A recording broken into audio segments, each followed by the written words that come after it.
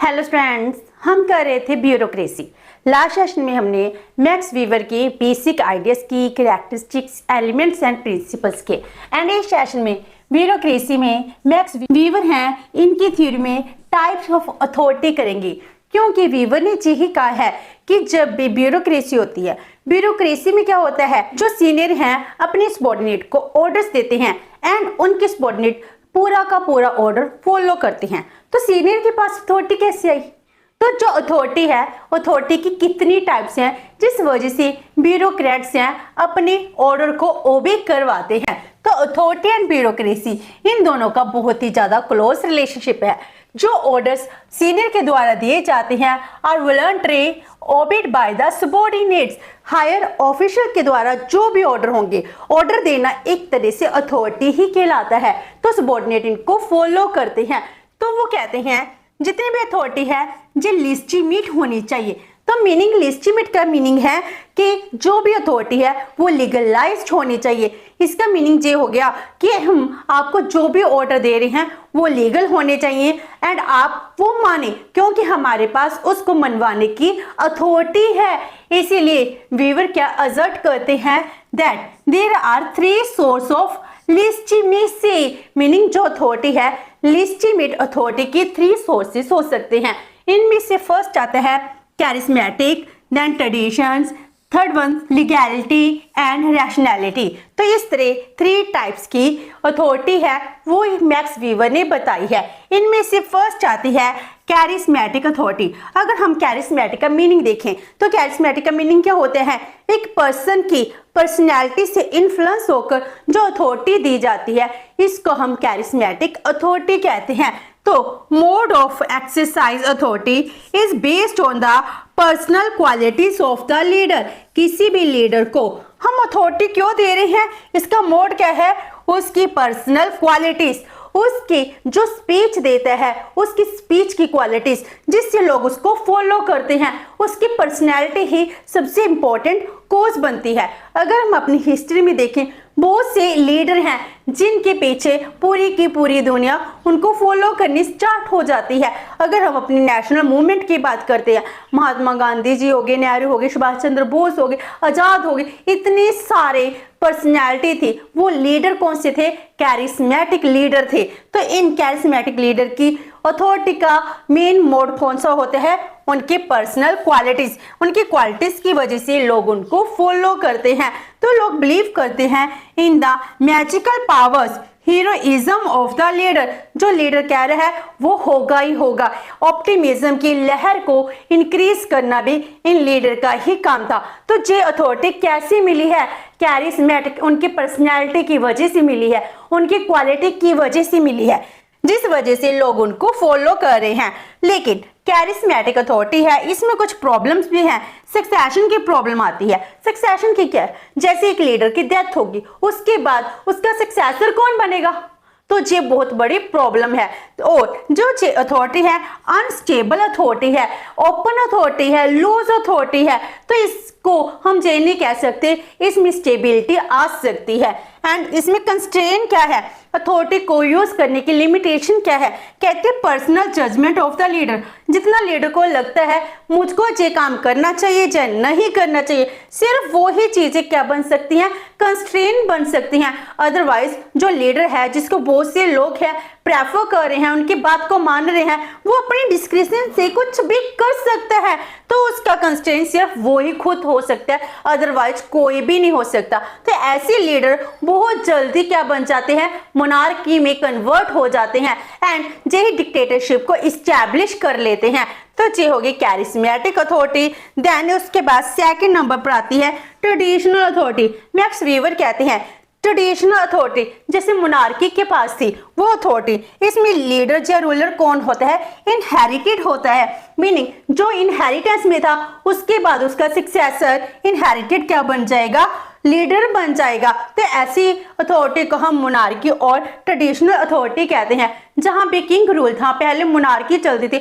Monarchy में हर एक चीज में यही तो होता था कि जो एक राजा है, राजे का बेटा उसका अगला सक्सेसर होता था और वही अथॉरिटी को यूज करता था, तो ये ट्रेडिशनल अथॉरिटी हो जाती है।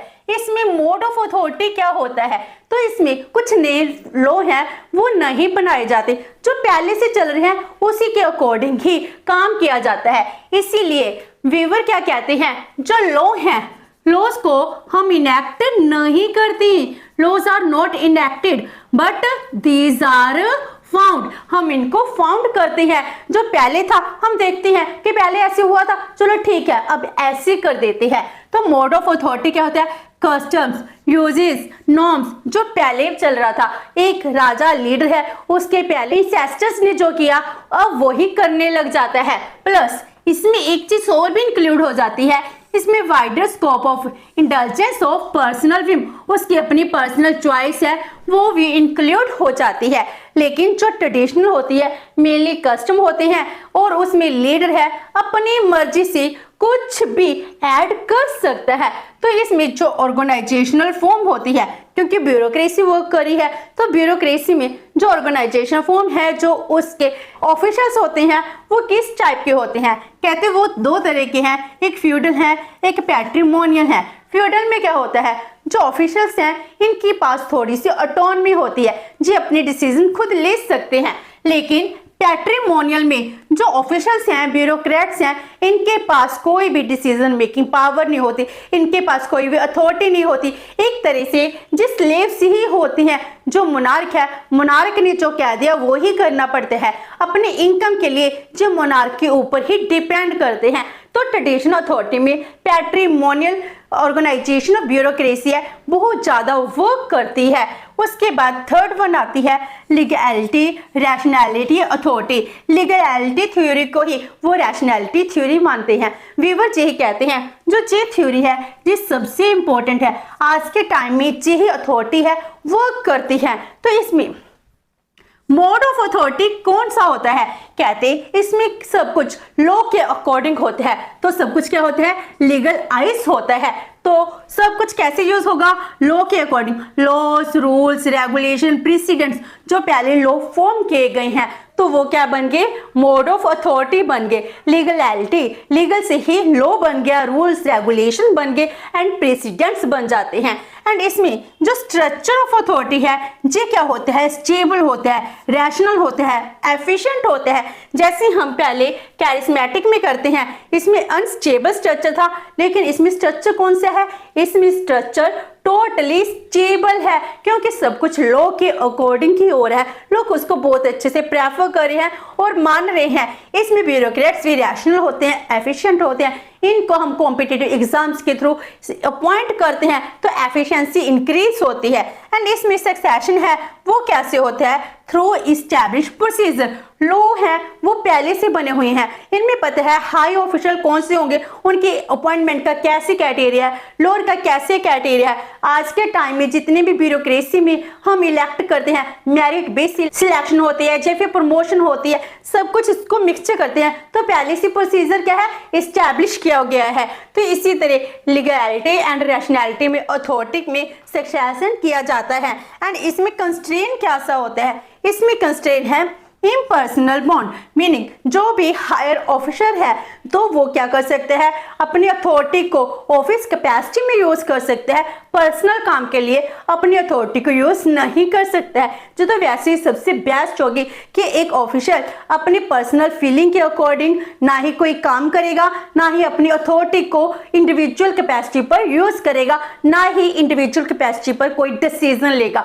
सभी की सभी डिसीजन कैसे होंगे, लॉ के अकॉर्डिंग होंगे, रूल्स एंड रेगुलेशन के अकॉर्डिंग होंगे। तो जो बन गया इम्पर्सनल बॉन्ड। इस तरह हमारे पास 3 टाइप्स की अथॉरिटी है, अथॉरिटी आ जाती है जिसमें ब्यूरोक्रेसी वर्क करती है।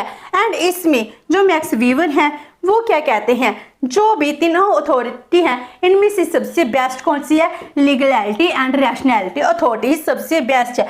वो कहते हैं the staff officials under the legal rational system consist the bureaucracy. Bureaucracy बनाने के लिए जो स्टाफ ऑफिशियल हैं, अगर वो लीगल एंड रैशनल वे से चूज किए जाते हैं तो वो क्या बनते हैं, ब्यूरोक्रेट्स बनते हैं। तो bureaucratic administration is based on the legal structure, जो लीगल स्ट्रक्चर के ऊपर बेस्ड है, जो सबसे बेस्ट है। इसीलिए ये थ्योरी क्या कहती है, मैक्स वीवर के व्यू को रिप्रेजेंट करती है कि ब्यूरोक्रेसी कैसे फॉर्म होती है। इनमें से इनकी सिलेक्शन क्या क्राइटेरिया जो आज के टाइम में सबसे रैशनल है, लीगल आइज होना चाहिए, लॉ के अकॉर्डिंग ही होना चाहिए। विद दिस जो मैक्स वीवर की थॉट है जी कंप्लीट होती है। होप सो कि आपको ये सेशन अच्छा लगा होगा। अगर आपकी कोई क्वेरी है तो post comment box and video अच्छी लगी तो please like and share with your friends. Thank you so much and have a nice day.